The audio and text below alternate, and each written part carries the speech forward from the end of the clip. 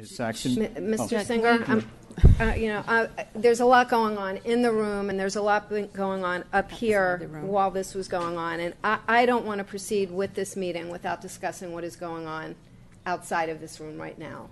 So I don't know who has heard, who hasn't heard, but there is breaking news. I will actually turn this over to the city manager or the city attorney. Well, I think we'd have to suspend the agenda then, which is all we have on here is an introduction to an ordinance. I would ask that you please suspend that until we have this discussion. Well, actually, we have 12B, but your point's well taken. I'm just saying we still have 12B. So we could go to what would be the procedural thing? It's like a modified caucus almost. Yeah, I mean, essentially, if it is within the prerogative of the body if you want to essentially take a brief recess from your published agenda and have a separate discussion that's really within the body's control. All right. Well, I'll start it. I think what Ms. O'Rourke is reporting is, unfortunately, news has just come out, been reported that our mayor has been booked on criminal charges, and the story is still developing. This is troubling news for a lot of reasons. We were anticipating some sort of comment today by the mayor. Obviously, that will not happen. The way that the ethics inquiry progressed in a way that I don't think was foreseeable. Certainly not to me, and I don't think to others who had first gotten information. And it's still a developing story. I'll say that it's important that these allegations be heard, and that the findings last week from the Commission on Ethics were troubling. Ms. Haney is not here to respond directly, and it would have been nice to do so. I'm sure she'll do that at a more appropriate time.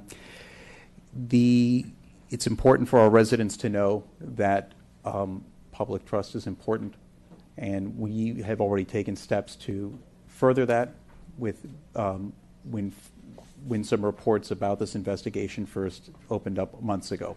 We will continue to work on that.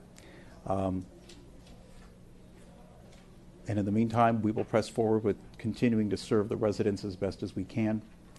And I'm sure there'll be more information outcoming, and we'll have more thoughts soon. We're just responding to newspaper reports that we're getting here at the dais. Ms. O'Rourke? First of all, this is extremely upsetting. And, when this first came into the spotlight months and months ago, I had asked for open discussion of this.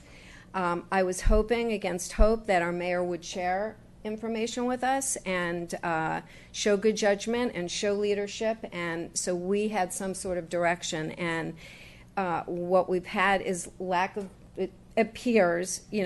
judgment and erosion of trust of the community and us sitting right here not really being clear on what the situation was. I was hoping yesterday we would get Ms. Mayotte put it forward. I was hoping that we would get some clarification. Apparently there was more going on than we realized. So we are in this position to represent the people of this community.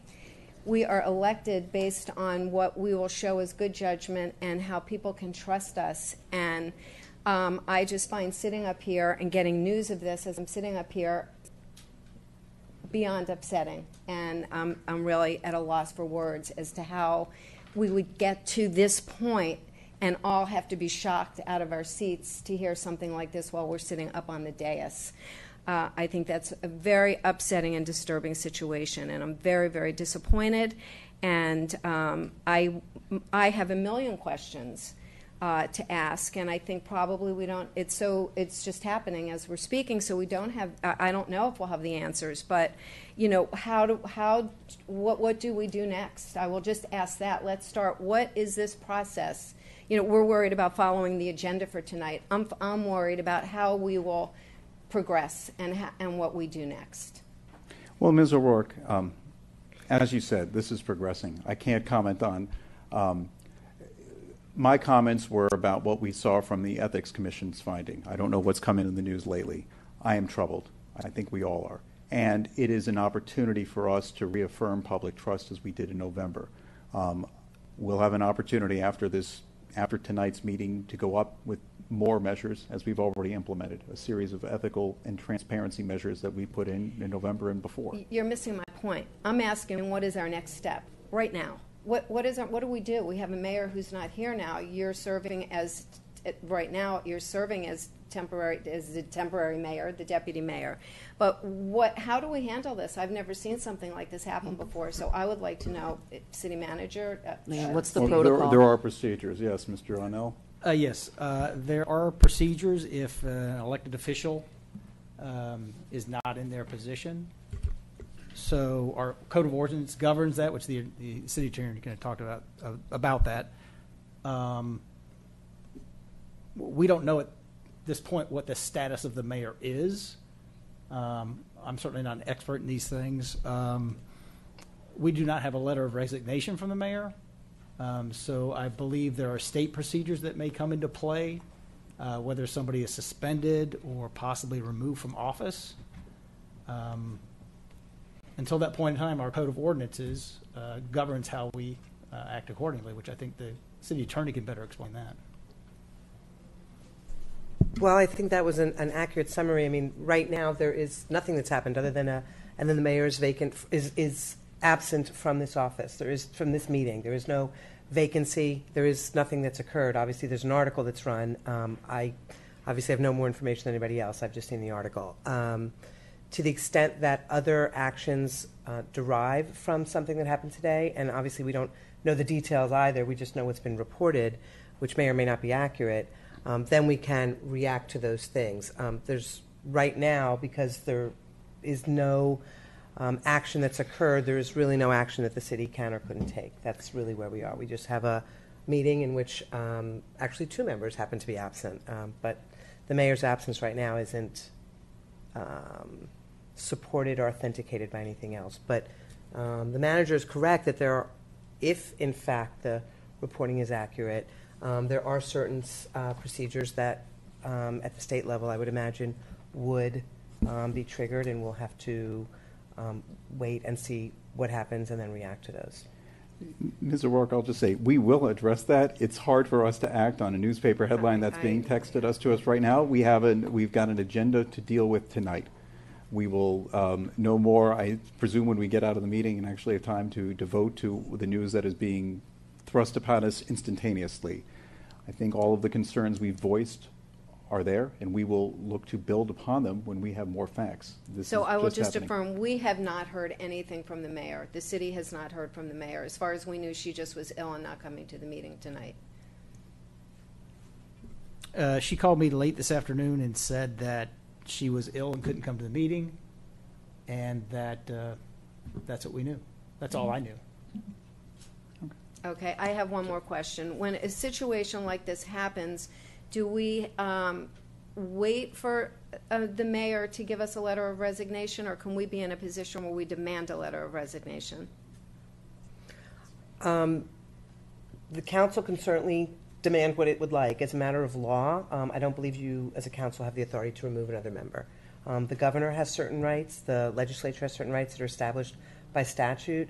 Under the city charter, the council's authorization for removal is limited to forfeiture of office, which is essentially if a person, for example, doesn't qualify, like they have moved out of the city limits. There isn't other authorization. So I believe the state process is what would be relevant here. Okay. Well, she's entitled to her day in court. I'm not taking anything away from her. I just wonder how we proceed and what would be the proper process. I think that process will become more clear when we actually read the whole article. And I think it was important that we mention this now. We will do our best to carry on tonight, and regardless, we will always do our best to carry on for the residents of Boca. Ms. Mayotte? Yes, thank you. I am as disappointed, I think that's the perfect word for the situation, that our community has to go through this awful situation. And it is deeply disturbing for me as a new member up here to have to deal with something like this. And I feel bad for the residents because I think that public trust has been broken again. And we need to deal with this head on and get to the bottom of this and understand what we need to do as a community and a body and a city so this can't happen again. So she is entitled to her day in court. but we also need to protect ourselves too for the future. So, thank you.